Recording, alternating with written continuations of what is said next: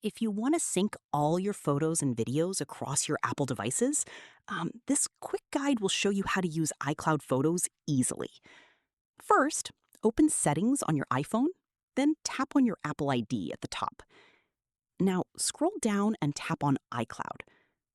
Make sure you're signed in with the same Apple ID on all your devices, like iPhone, iPad, and Mac. Next, tap on Photos, then turn on Sync this iPhone. Once enabled, your photos and videos will automatically sync across all devices using iCloud. If you're running low on storage, you can enable Optimize iPhone Storage to save space while keeping full quality files in iCloud. Also, make sure you have enough iCloud storage available, otherwise, syncing may stop. Finally, tap on Sync Now if available, and your media will start syncing instantly. So, yeah, that's how you can sync photos and videos across iPhone, iPad, and Mac. If this helped, make sure to like the video and subscribe for more Apple tips. Thanks for watching.